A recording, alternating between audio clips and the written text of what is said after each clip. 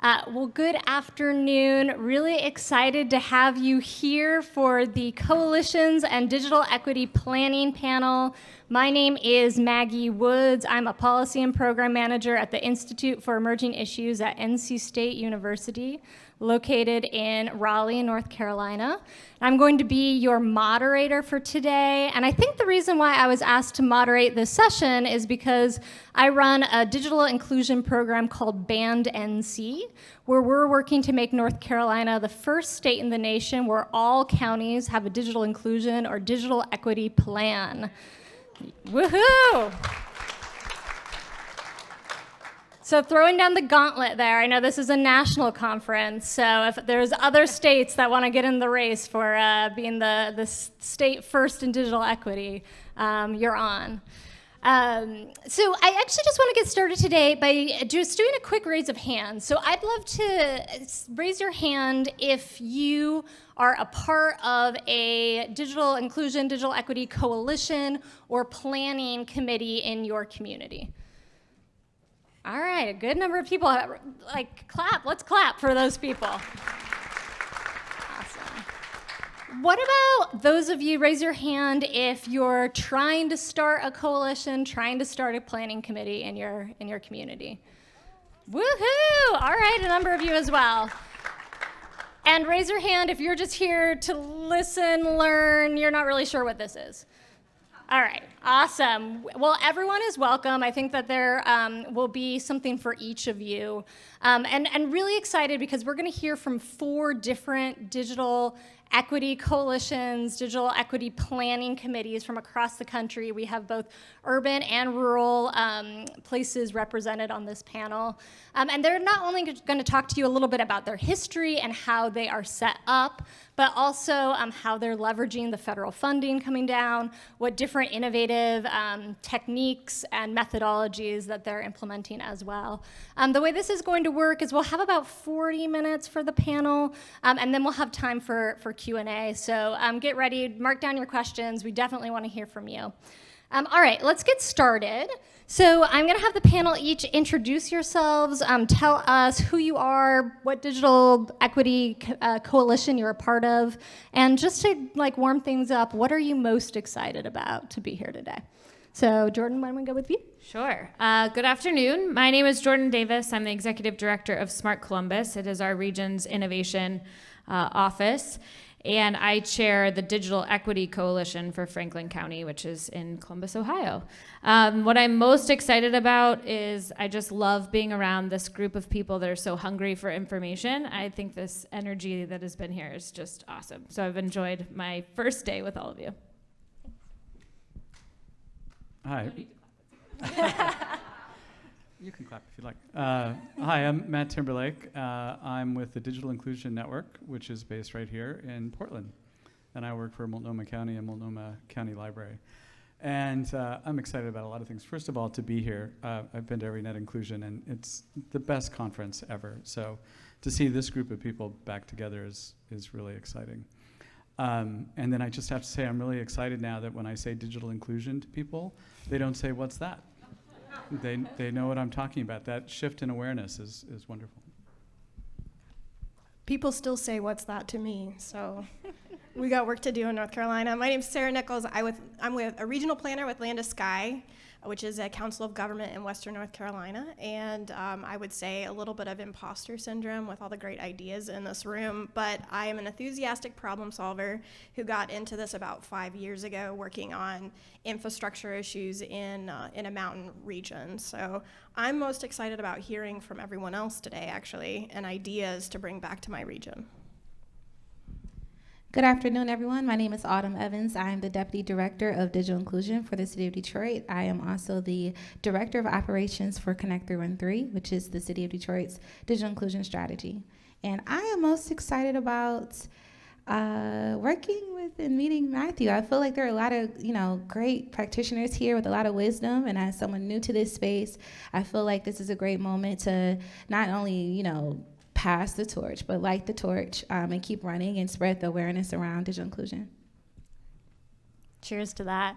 I'm also going to be, I'm going to be taking notes as much as possible. I'm here to listen and learn as well. I'm just facilitating this discussion because there's such a wealth of knowledge in this group and in this room. So let's dig in a little bit more. So I'd love for each of you to give a little bit more of a history of your coalition. I know that we have both some new coalitions as well as some well-established coalitions. And then how is it structured and what are the roles that different entities are playing? So Matt, let's get started with you. Sure. So quick history of the Digital Inclusion Network. We were formed in 2014, which was a pretty new idea back then. And it was, as it so often is, the library, the county, and it was right here in Portland State University, where an associate professor here kind of convened us. So the city of Portland, Multnomah County, and Multnomah County Library. And we wanted to come together and see what we could do to foster digital inclusion and equity in Portland and Multnomah County. And so I'll just say we didn't have a model. We later kind of became a model, but we had some really good leadership with Mary Beth Henry, who was way ahead of the game on digital equity and inclusion. And we gathered together a wide variety of organizations. Over 80 organizations were invited to our first summit to talk about this. And I think that was one of the things that worked really well, is we didn't just invite people who worked in digital equity and inclusion. We invited people who worked on housing insecurity. We invited people who worked on feeding people. We invited a wide variety of community-based organizations. We invited the ISPs, Comcast, Verizon. We invited local government. We invited electeds. And we had a summit in which we laid out the plan, a plan to create a digital equity action plan. And then I'll just also mention that when we created that plan, we didn't just go and write a strategic plan. We invited that same group to 3-day writing sessions where we got together, brainstormed, broke into groups, and we wrote that plan together. And I think that's one reason it was so effective. Everyone took part in it. We didn't just write it and throw it over the wall and ask for feedback. It was a very collaborative effort. And that meant, too, that all of those organizations had skin in the game. They had a vested interest in seeing this succeed. So we have been going now for 9 years, and I highly recommend the NDIA's. They have a digital coalition handbook. Most of you are probably looking at that if you're thinking of starting a coalition, but if you're starting a coalition, that's a great place to start. I know you're really a veteran in this space, 8 years of having a coalition. I think many of us are just getting going, so we have a lot to learn from you. I think something that you mentioned, Matt, was the 80 organizations that you brought together were not just kind of what you would think of as the traditional players in digital equity. And that's, as we work across the state in North Carolina, that's what we encourage people to do, because a lot of people are definitely connected to digital inclusion or digital equity, but they don't know that they are. They don't have that terminology. So that's a really good point. Sara, I'll pass it to you. Sure. Our coalition it's called West Engine, and it was modeled after something that happened in Raleigh, just across the state, called the Engine, NGN, I think is what it was. It was a model to connect 6 metropolitan areas, and we worked with our university system, UNCA, just like the other model worked with NC State, to see if you could put new gigabit fiber in these metropolitan areas. The goal is if you can get new fiber in these areas, they would grow out to rural areas beyond that. So it was a very government start to this, an RFP process with responses, a coalition built out of essentially 7 players that had some successes, as these things often do. We did get new players not to do the thing we wanted them to do. And the next layer for us was to follow this path that the state was putting forward from their broadband office called a community playbook. So we did a deeper data dig at Land of Sky, where we did the surveys and we made the maps and we put the plans together and we put those forward. And essentially what that told us was maybe like plans often do, to tell you what maybe you already know, but you get it down in paper. So we add an access issue, which is what our region wanted us working on. In fact, it was in our SEDS plan as the second highest ranking regional issue we had. But the reason for why people weren't connecting were both because it didn't exist in their area, so this kind of like rural-urban kerfuffle that maybe some of you have had to navigate, and then there was this affordability. What we also learned is that affordability isn't unique to urban areas. So we saw this as kind of we need to take this to a new layer and a deeper understanding, bring more players to the table, like I think Matt did. It now wasn't about 6 cities, it was about 4 counties, all the municipalities, and how do we build from that on what's next? So there's the usual players, your schools, your libraries, the university system, and we struggled a lot with some of our member governments about digital inclusion versus this access issue. But for us, we saw this as one issue. There's all the reasons people can't connect, and we don't need to put them in boxes. We did not, I'd say we were a part of Maggie's Band NC program. We were a part of a tech cohort. We took small baby steps.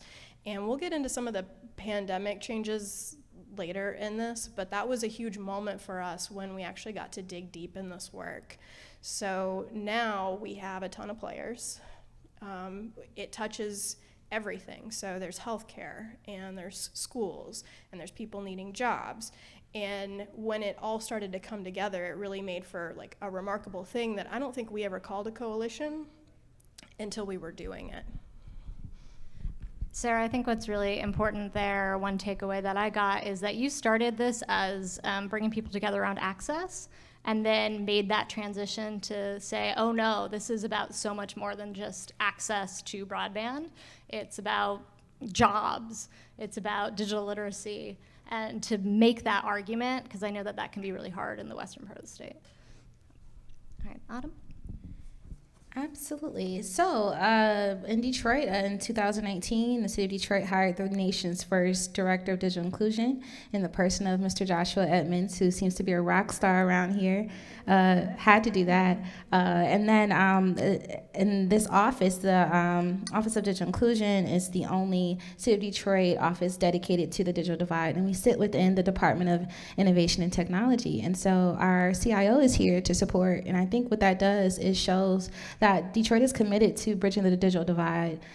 We know that, in a city that has the highest poverty rate in the nation, over 30% of Detroiters are completely unconnected, and then understanding that opportunity lives online. We really would, Detroiters deserve the nuance of having staff that are dedicated to making sure that they get connected.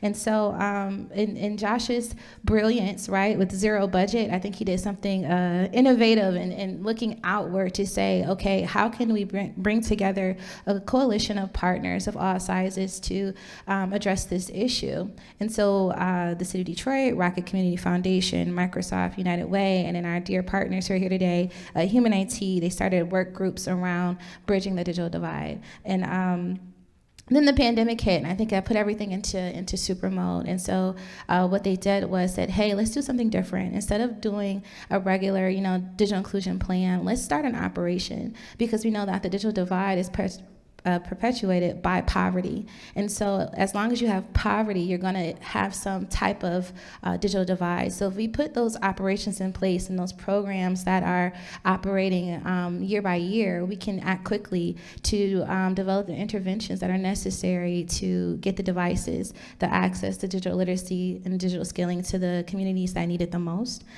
So we came up with Connect 313, and the mission statement of Connect 313 is to put in place by 2024 the means for all Detroiters to have access to appropriate devices, internet connectivity, tech support, and digital resources to improve learning, employment, and well-being. And I think that is very important for your coalition, especially for us, to have that North Star as far as what is it here that we're trying to do. And then we do want to put ourselves out of business. Joshua and I do want to eventually close the office, because we want our partners to be so empowered and have the resources that they need, that they don't need the city backing them to say, hey, bring resources resources here. Hopefully, Connect 313 builds the brand that is recognizable across the nation to say, if you invest in Connect 313, then understand that you are doing great work. And, so the city, we really just are like the big megaphone, right? We're the coordinating body, being able to sit high enough to see the whole ecosystem and all the players that are around. I know like healthcare, right? As far as telehealth, and then you have education, you have infrastructure, and all the players, the ISPs. How can we build a table large enough where everyone has a seat? And I think that being the coordinating body as the city of Detroit, it allows us the ability to do that. And so when we talk to partners, they say, "Hey, well, what's your plan?" I'm like, "Well, what do you need?" And we really, flip the conversation to say, what is it that you're trying to accomplish, and how can we as the city empower you to make it happen? And then Rocket Community Fund has been such a great anchor philanthropic partner. Microsoft is our data partner, and the United Way is our administrative partner. They do a lot of our regranting in the ecosystem. So those are some of the anchor, and then Human IT, of course, I can never forget about Human IT. They've been a great partner with devices and also access. So having those core partners we were then able to grow our coalition to over 600 members in the city of Detroit, residents, organizations, businesses, nonprofits. In order to be a member of Connect 313, you have to either live, work, or learn in the city, and that's it. So so hopefully the table keeps growing as more people get involved in this work, and everyone finds their place. I just had a light bulb moment where you said, as long as you have poverty, you'll have some kind of digital divide. Woo, yeah, absolutely. And I think what's really unique about the work that you're doing in Detroit is that those core partners that you talked about, a lot of them are able to fund the work. So you have funders directly at the table supporting it. Right. So we are the youngest coalition up here. The Franklin County Digital Equity Coalition started out of crisis in the pandemic. On the onset of the pandemic, a group of leaders from the Columbus Foundation, the Mid-Ohio Regional Planning Commission, the library, the schools, the city, Smart Columbus, the business community got together and started meeting on a weekly basis every Wednesday morning. It started really informally, no structure, no real plan, but just out of whoa, we've got some issues. We need to start funding some things. We need to start solving some problems. The Columbus Foundation funded a study with AECOM that really brought numbers and narrative to the crisis of the digital divide, and that allowed for a lot of momentum from a funding perspective. It directed a lot of the CARES Act priorities into pilots and device distribution and acquisition, and then really opened the floodgates for a lot more organizations to get involved. So on the back end of 2020, actually Erin Schill, who recently moved to Portland, was one of the co-chairs back in the day, and now is with NDIA, so you're very lucky to have such an accomplished, seasoned person to join that team, but built a framework, a real guide to let's organize the community around these 4 key areas, from device access, connectivity, skills, policy. And that's laid the framework for an organizing structure that really has been in place for about a year. We're now in another phase of transition. So a lot of what our Equity Coalition has been focused on is building and piloting solutions that never existed before. So really filling voids within the ecosystem. And now, as we've done a ton of research, we've done a lot of pilots, we're building an action plan, which we'll talk a little bit about soon, and then really shifting to implementation and figuring out how do we kind of settle into an implementation phase and allow the coalition to go back to being that network and connectivity space. So a lot of change and transition in a very short amount of time, but a lot of learnings as well. Piloting solutions that never existed before. Oh my gosh, this is such an exciting group. Thank you for that. And I think that your experience of starting in crisis is what many of you are experiencing as well. And as we're seeing this huge surge in coalitions starting across the country is starting that crisis from the pandemic. So I want to shift to something that actually Jordan just mentioned, but that move from planning or coordination to implementation. And I can just speak personally from North Carolina. This is where a lot of the coalitions that we're working with are getting stuck. that they are, have a lot of momentum around the planning, but then when it takes taking that plan and implementing it, that's kind of where, the rubber hits the road and they can't quite get the momentum. And so, Sara, I want to go to you and hear you talk a little bit more about how do you find that balance between coordination, planning. These plans are always working plans. They can always be added to. How do you move that to implementation? That's a good question that I think we always are asking. So there's always a struggle in work of doing the work when you're being in the work and then planning for the work. And I think there can be a real bear trap to just always thinking you need another plan or doing another plan and planning. And sometimes I see that happen with either organizations that planning is what they do, maybe mine being one of those, but I believe firmly that you only plan to do your thing, whatever that is. So in our case, this is a really unique situation that we got a grant to do a plan through the Band NC program. It was great. We used that planning process to build the coalition from a almost uniquely government group of people and maybe one university to all of these other groups of people that we knew were doing the work but hadn't really organized themselves yet.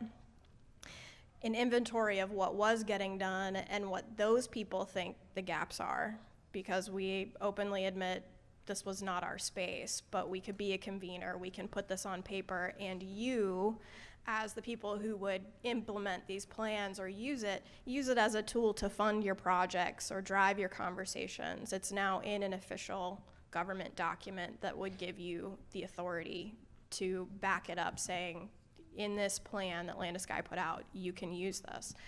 Well, in all of this, there was also this moment of panic to respond to a lot of emerging issues. I've been a planner for a while. I've never had a situation quite like this where literally while you're doing the plan, funders are calling you asking what they can do with it. What can I fund? And it helps trigger the momentum. So you don't have that dying, oh, we did a plan, now what? Oh, we'll do another plan.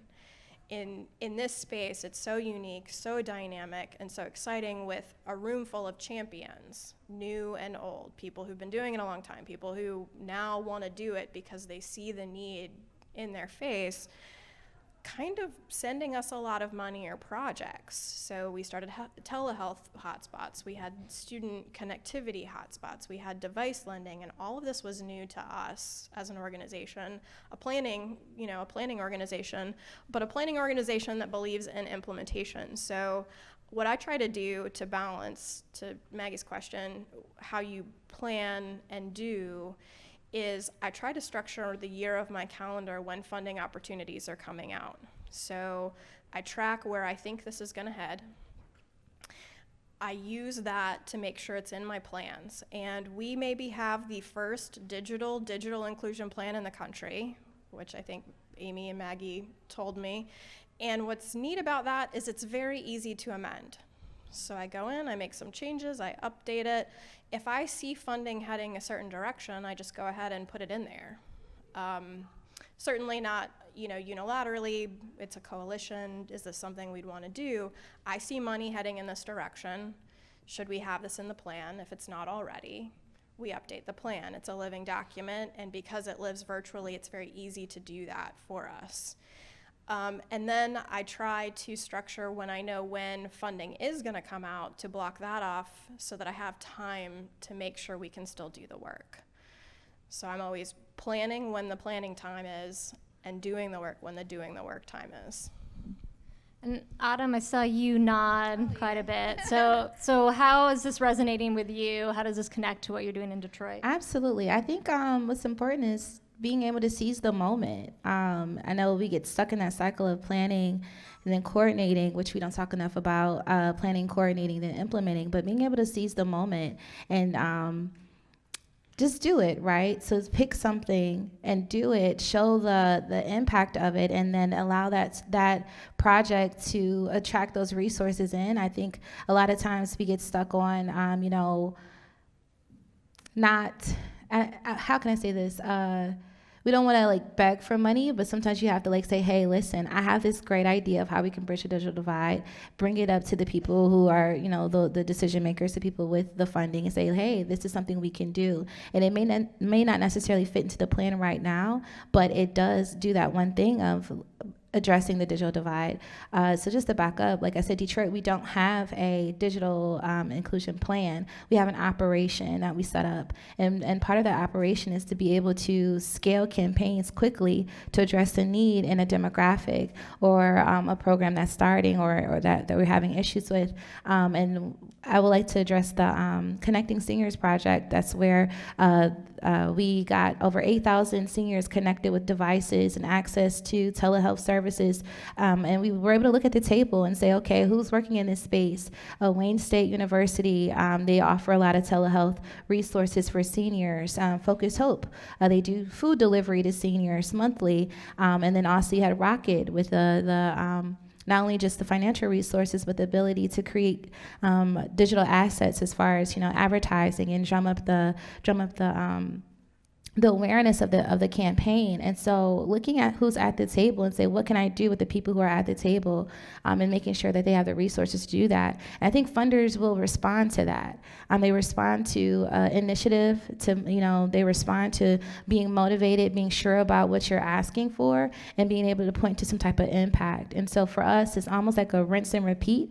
We would like to do a lot of coordination, implementation, and the planning comes out from the data. And we look at the data to say, hey, how are we winning? How do we know that we're bridging the digital divide? And being able to identify those, like I said, demographics who need that attention, whether it be the disability community, right? Where are the players at the tables who focus and serve these residents? And how can we get them engaged in this process? Coming up with a campaign and taking that campaign to the funders. And I think it builds confidence in your ecosystem to say, not only are you able to scale things quickly, but you're actually able to drive results in a way that is very impactful. So I would say that 1-2 punch is really how we address implementation versus coordination and planning. That's right, guys. 1-2 punch. So you both mentioned funding, right? And we know that we are in a pretty unprecedented moment right now. I think our representative from NTI just said $65 billion coming to broadband and digital equity through the IIJA. We've seen ARPA funds.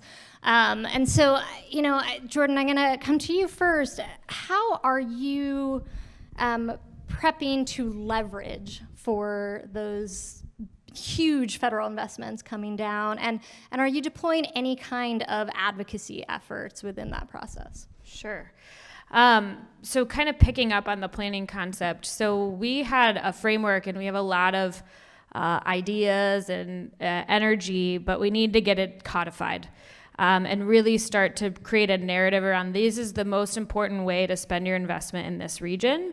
And so we're spending a lot of time both qualitatively prioritizing a strategy that has objectives and also strategies and critical actions that our region needs to play that does not by one player or just the government or whatever, but it's these types of things need to occur at this scale.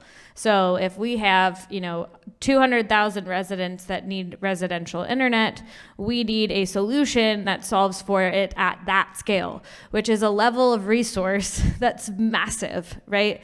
That's hundreds of millions of dollars, and that's very different. And then if we say, okay, well, we need to touch 300,000 a year in advocacy and literacy and navigator support, well, that's a lot of capacity building across all social services. So this has been very, very difficult for us as sizing up need within the county. We have a lot of different organizations from the social sector to schools to governments that all use different indicators. We are working very closely with the state. We have a very coordinated broadband office at the state of Ohio. They're on it. And he's actually a part of our coalition, the head of Broadband Ohio. And so we're working with him a lot to say, what are these indicators going to line up with your funding indicators, right? Like, are we using the same data that you're using? And that's really what we're going through. Our deadline is to have that done by June. So that from June and through the end of the year, as the state is figuring out their BEAD plan and priorities, along with the equity plan and priorities, we can advocate very clearly our case for why is this investment really needed. These are the entities that are ready to activate and run and set ourselves up for success. I will say on the implementation side, we've been doing a lot of pilots and proof of concepts, and we'll talk a little bit about the research models that we're using as well, but that's giving us a lot of validation that these are worth scaling versus say, this is an unproven idea. We're not sure if, you make a big bet at scale, it's gonna work. We're pretty well informed at this point of what's not working about them and what needs to be fixed, but we are absolutely kind of going to ramp up a lot of our piloting this year, because the more rapid prototyping we can do at neighborhood level scale, whether it's engagement models, technology deployments, really figuring out the right form factor of devices that are in demand before we go purchase a bunch and then it sits on the shelf or it never gets distributed. We want to be able to just justify as much as possible that there's desire and we know how to implement and we're ready to scale. So now's the time to be doing that rapid prototyping as we get ready for the federal funding. Sara, I want to ask you the same question, because you mentioned that you kind of plan out your year based on federal funding. So how are you, or funding in general, how are you thinking about leveraging these federal funds? So I think at Atlanta Sky, we're working a lot on the deployment piece as well as the digital inclusion. And regionally, we have a foundation that's very supportive of our digital inclusion that maybe is filling some of the gaps. We'll say that our local governments might not use their ARPA funds to do so directly, which is all fine. In getting ready for it, we try to track what's the state gonna do, what's the federal thing gonna do, and we do a lot of data and mapping internally. So that's probably how we spend a lot of our time, is trying to narrow down, like Jordan said, at that neighborhood level, because we're getting to a point where, RDOF kind of took all the FCC areas. All right, fantastic, hope that works out.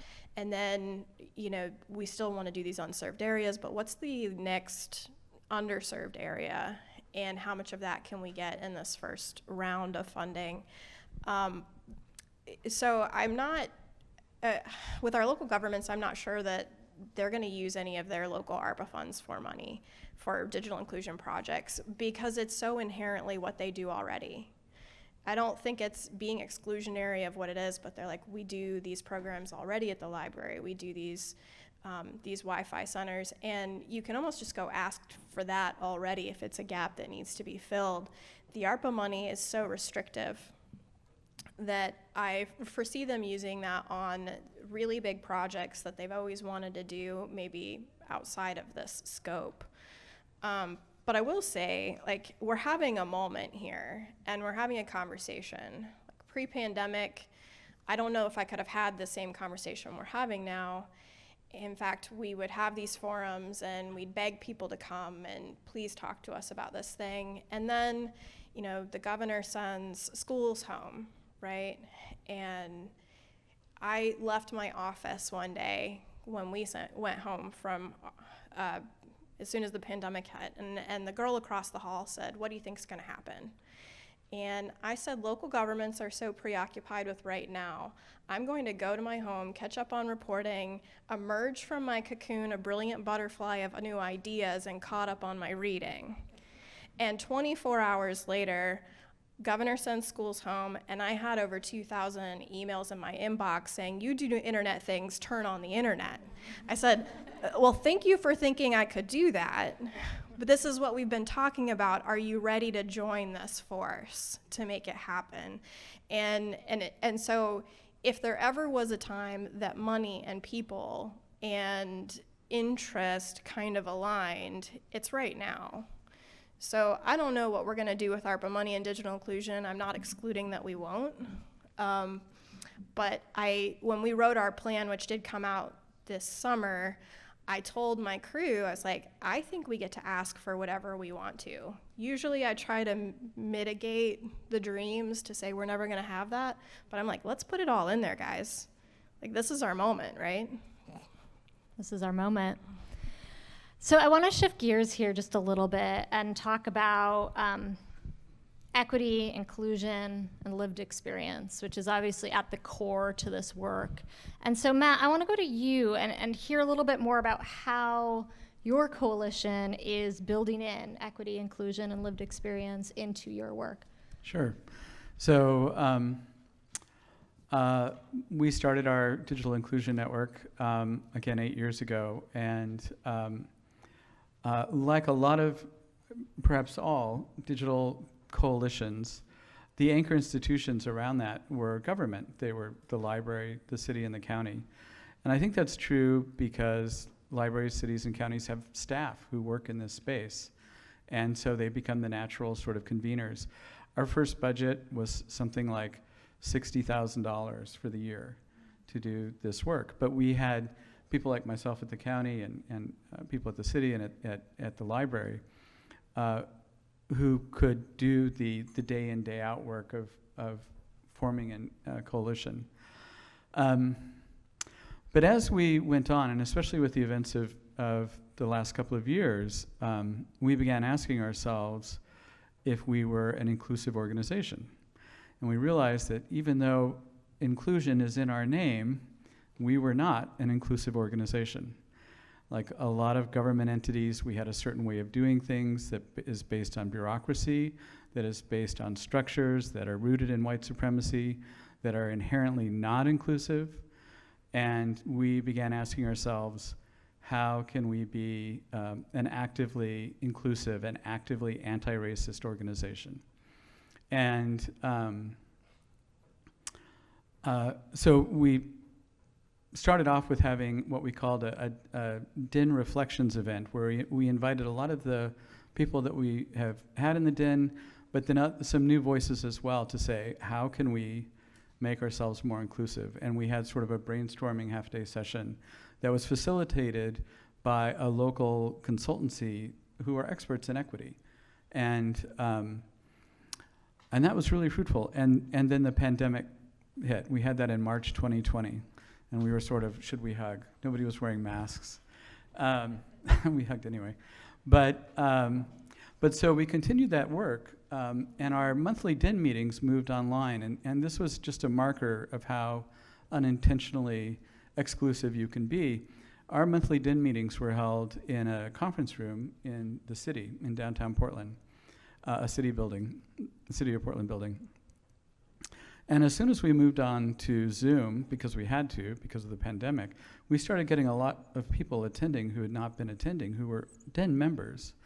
And we realized that it was inherently exclusive to have a monthly meeting on the ninth floor of an office building in downtown Portland, serving all of Multnomah County.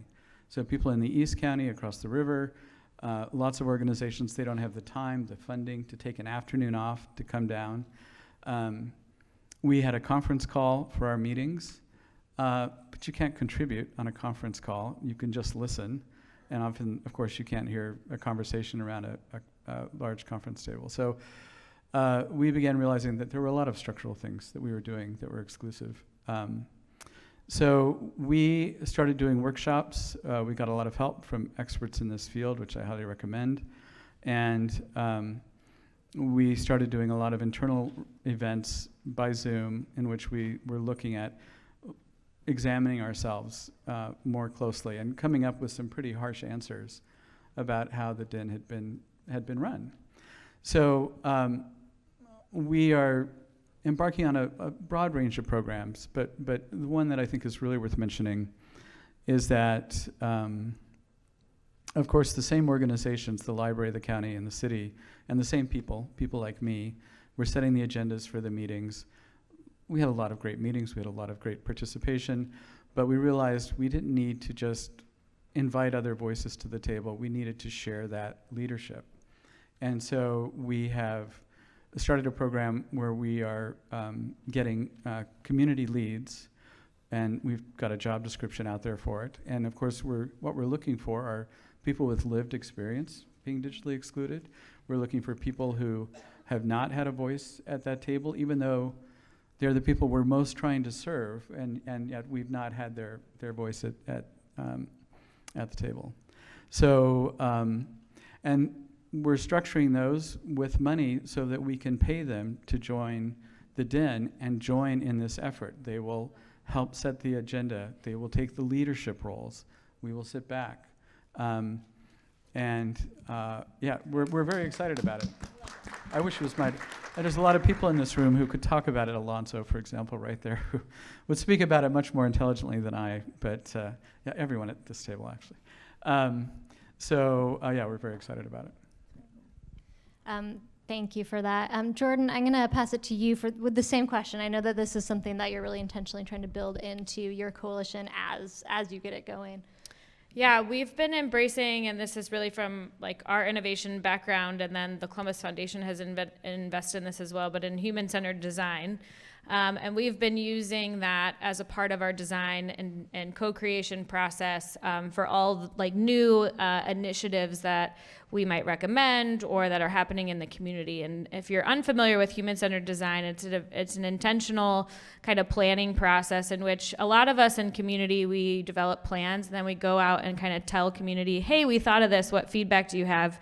And it ends up being, it's pretty darn baked for us to get to this place, and we might change a few words or two, but that's about all that's changed. But we told you about it, and it's going to happen. This is a different way where it's more two-way engagement. You're doing it at the front end, and so there's several stages of this.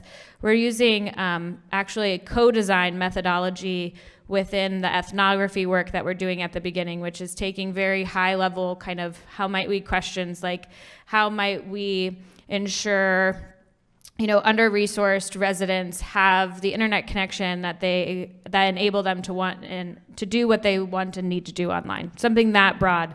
And we're spending a week, 5 days a week, 8 to 5, where we're paying lived experience experts to work alongside, expert designers from across the country and then community leaders to really interview other lived experience experts in neighborhoods and understand kind of what the barriers and gaps are, what the desires are, and then fastly prototyping ideas and solutions that might solve for that. And those are, so a good example of that, we did one in March, and that informed several of the residents came up with this idea of creating transparent kind of comparison tool of plans.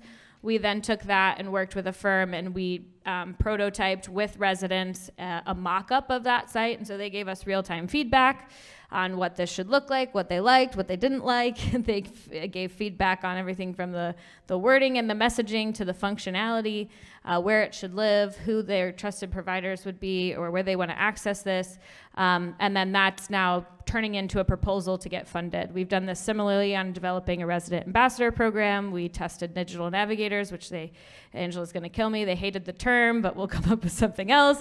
But we're trying to, and the notion of this, though, is to bring a systemic way to make sure the voice of the lived experience resident is a part of each stage. So I've been in a lot of rooms recently where there's system leaders talking about a good idea that they have or wanting to be the center spoke of this system and having to say, hold on. Let's remember what we heard from residents.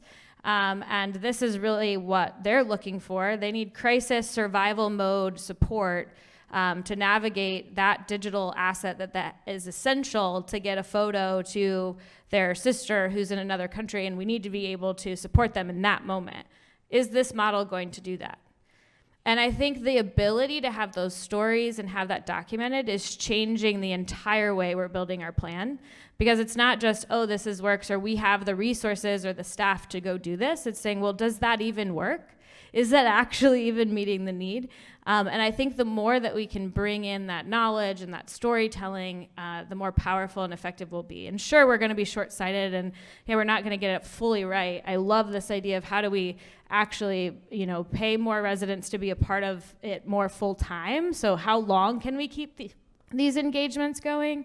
I think will be really awesome. We're respectful for people's time too at the same time. Some people may only be able to do it for an hour, but maybe some can do it an hour a few times a month. But It's just, I can't express how essential it has been, and we've invested a lot of money in this process and would be happy to share that work with all of you.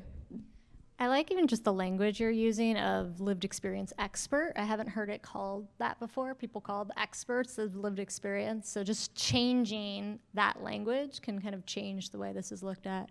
So we have one more question before we're opening this up to questions for all of you. So if you have a question, like now's the time to start getting ready for it.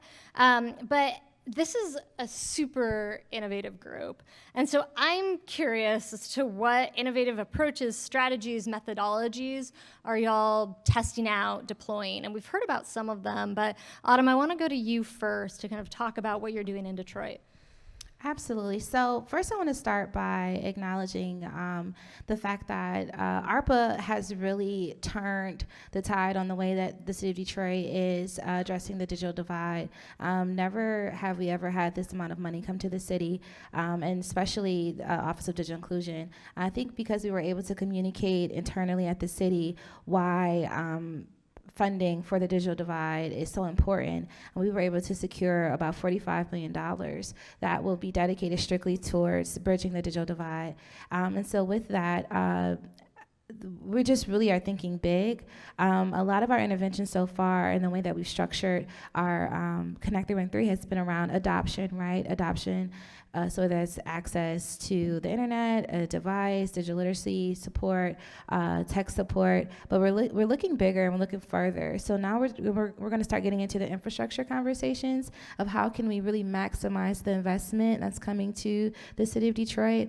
Eventually, we will be releasing our master broadband plan that looks at facilitating choice within the city. I think for a lot of urban areas, we get caught in that trick bag of, oh, you have access because you have at least one or two providers, but we don't get into the nuance of affordability enough. And so for cities that are experiencing very high poverty rates, and then also I want to say near poverty, so people living paycheck to paycheck, who may not quite qualify for assistance programs or who keep getting cut off, right? And so there are the other issues that happen with why can't I keep my internet on? I think it's very commendable to our leaders in Detroit that they were able to dedicate that type of funding. And so with that funding, one thing that we're going to do is invest in a data operation where the city of Detroit, along with a lot of our community partners, a lot of research institutions, U of M, Wayne State, in order to really define how do we know we're winning, right? How can we trust the numbers of who's digitally disconnected and who's not? So first, landing on a ecosystem-wide accepted definition of digitally connected. So we narrowed it down to three things. Do you have access to the internet? Do you have a laptop or desktop in your home? Do you know how to use it? And do you have someone to call? Those 4 questions can help us identify whether or not a household is digitally included. And so how we are putting wheels on that is using our community ambassadors, right? Our door-to-door knockers, our people who are, it's a form of the digital navigators system where they are paid people living in anchor institutions who go out into the community, ask those questions, host those workshops, but gathering that data so we can make real-time interventions to say, hey, last month we were at, I'll give you real numbers. 2019, Detroit was at 43% connected based off of that definition. And now when we look at it, we're at 67% connected. And that's something that the ecosystem can say and stand on that, hey, we know we're doing a good job. So I think that is very important. Like you said, that data is so important. So we're putting funding behind that. It's really, really exciting. And then also we want to track investments. We want to track progress by investment. So having this ecosystem-wide approach means that I can go to any funder and say, hey, can you tell me, as you're comfortable, how much money have you put into the ecosystem? Not even just through Connect 313, but also like into the ecosystem to help bridge the digital divide. Because remember, we're looking at it as an ecosystem, not just one coalition partner. And when we do that, we're able to attract additional resources and to say, listen, this is the results that we're given. And I think one of the things that is most interesting or most innovative about Connect 313 is our community governance model. So the community governance model, they direct the Connect 313 fund, which is a pool of money donated by philanthropy. They say, hey, community, take this money, do what you think is best. And I think that's a new model for a lot of philanthropists to kind of relinquish that power over the purse and really allow civic engagement and community engagement to direct it. So I'm gonna try really, really hard to condense it down into a few points. So bear with me. And I will say we have only about 10 minutes Okay, left. so give me 2 minutes. I can do it in 2 minutes. I promise. 1.5 maybe. 1.5. Okay, 30 seconds. Let's go. So we have our council. Everyone who's a member of Connect 313 is in our council. That's over 600 members. And from there, we have our committees. And each committee is comprised of 13 members from that council. And the council, okay, let me back up. The council, they provide suggestions. Anyone in the City of Detroit can submit a suggestion at connect313.org about how they think the digital divide can be bridged. Hey, I think that we should have Wi-Fi in all of our parks, right? That's a great example. That suggestion then goes to a committee. A committee can decide, oh, I think this is a great idea. Let's take it and explore it. That committee will work on it using, hopefully, design thinking skills to develop that prototype. If that prototype is at $50,000 or below, it goes to the Joint Assembly. The Joint Assembly is made up of half of our board members and then half of our community council. So now there's shared power as far as resources. And if that proposal goes over $50,000, it goes to our board, and our board can decide whether or not to fund it. And I think that's really a way that we have shifted the power structure around community work. And I would say, the advantage of it, I already talked about it, we're fast. We can be iterative. We can do a lot of work really good. But opportunities for growth, people lose stamina. You keep running. People want to be acknowledged, right? People want their names to be included. So making sure that we're doing very, very well, acknowledging our partners and our members. And then just really accounting for human nature. Eventually people are going to be people. So they have their own self-interest. So making sure that we have accountability measures in place in order to curb that. I think I did okay. Yeah, I think that was less than a minute and a half. Woo! Okay, I know you all have a million questions, and we have 8 minutes left. I'm going to ask someone. Oh, great.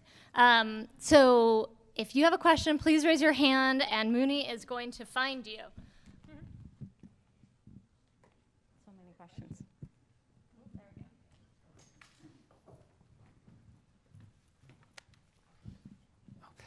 Thank you very much. Do you want me to keep my mask on?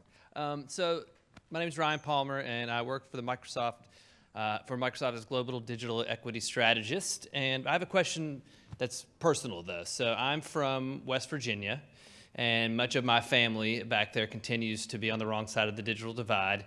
Many communities there just don't have access. So the local leaders and politicians are really focused on deployment issues, and for good reason, because their communities and their constituents, many, like I said, don't have access. How do we convince these local leaders and policymakers that thinking about digital equity now, even as you're deploying infrastructure, is key? And if you're able to walk and chew gum at the same time and do two things at once, we'll be in a much better place. Because my view, from what I've seen historically, that's been an issue for another day. We'll deploy infrastructure, then we'll think about digital inclusion. So I'm just curious if you all have any tips, anything you've learned along the way about how to get, in that situation, how to get people thinking. Easy question.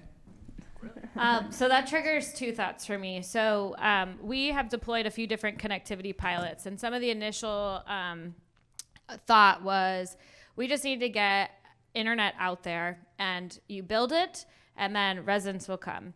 And it did not come at the degree in which it was anticipated. And so we kind of stopped the project. We did a whole week sprint with deeply co-design with residents to really understand the gap of desirability. And it came down to trust.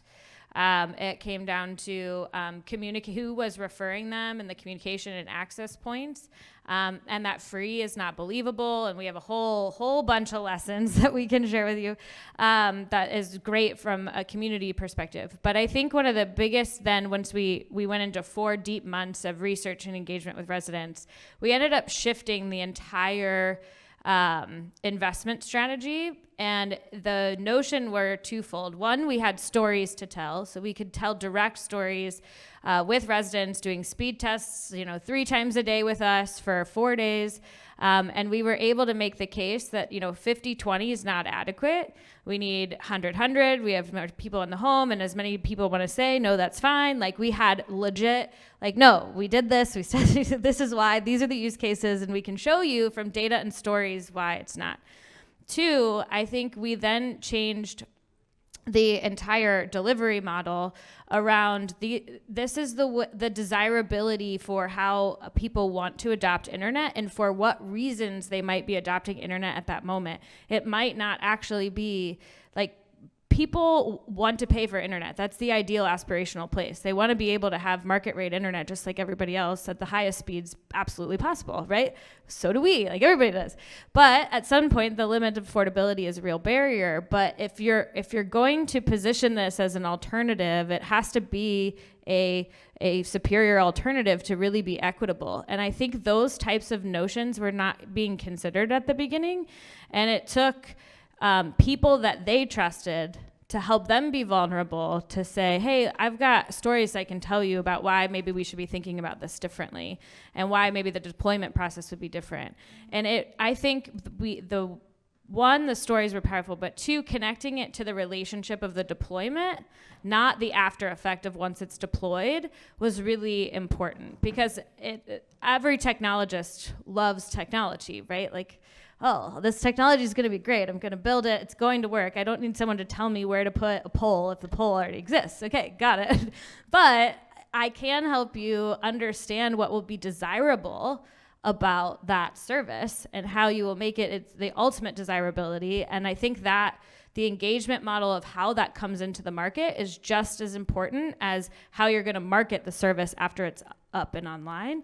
And I think that changed the conversation. It was not easy. It was hours and months of work, but I think it mattered. And I think it's 100% the reason why we've taken a different approach in our community.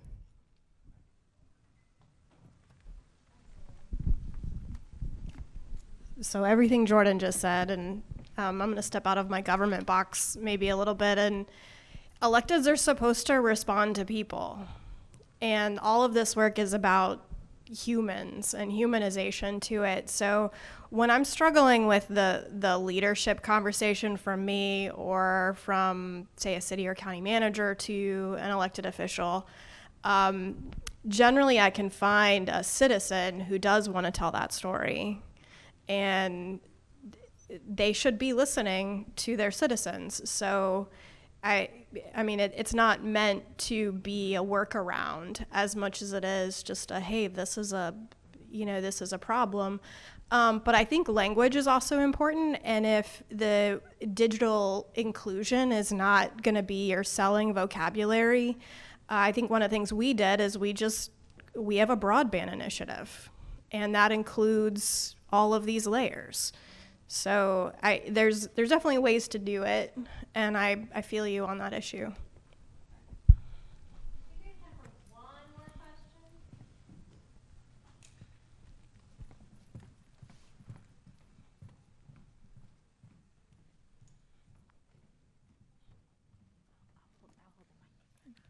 Hi, I'm Carly Fitz, and I'm from Southeastern Ohio.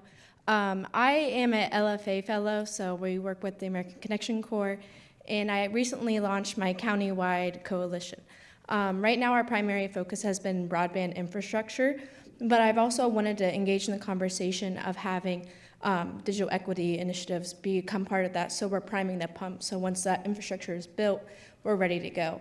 My only problem is that I've engaged with tech directors in every school district, county commissioners, local level elected officials, and I had a really great audience my first meeting in January, but in February I only had 10, 15 people. And so I guess my question to you is, what can I do to keep these people engaged? Because I know the problem, they hear from the residents every day, but what advice do you guys have to keep them engaged?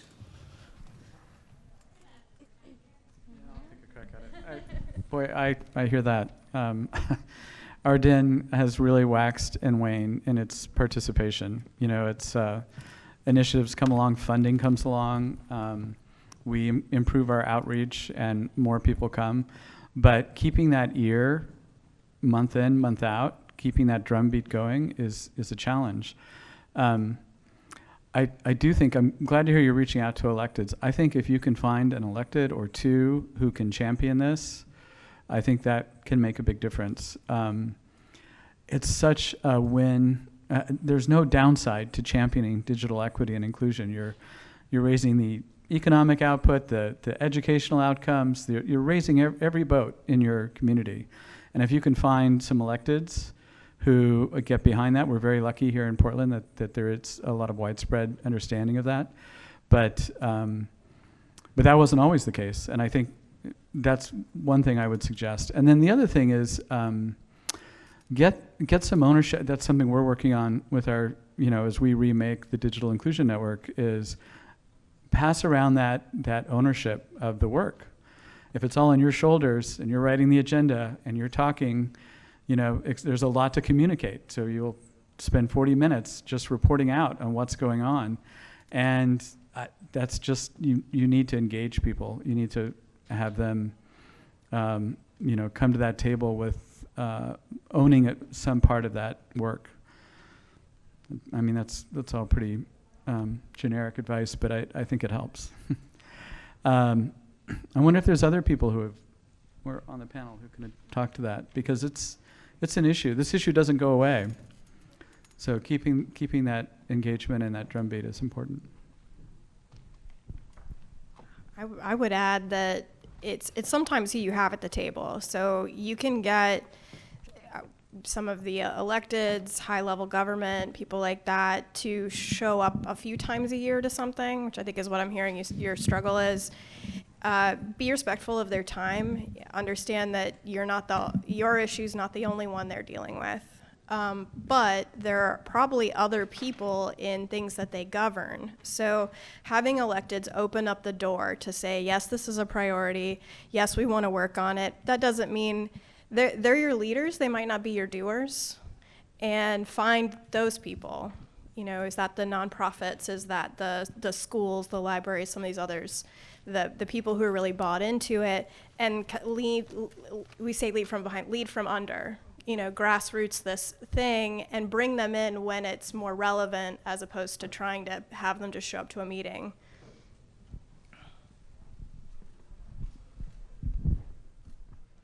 We could do this for another hour.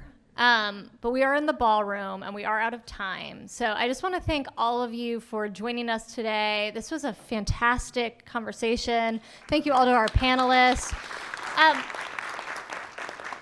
Don't be a stranger. We're all here all week. Come find us and let's continue the conversation. Thank you.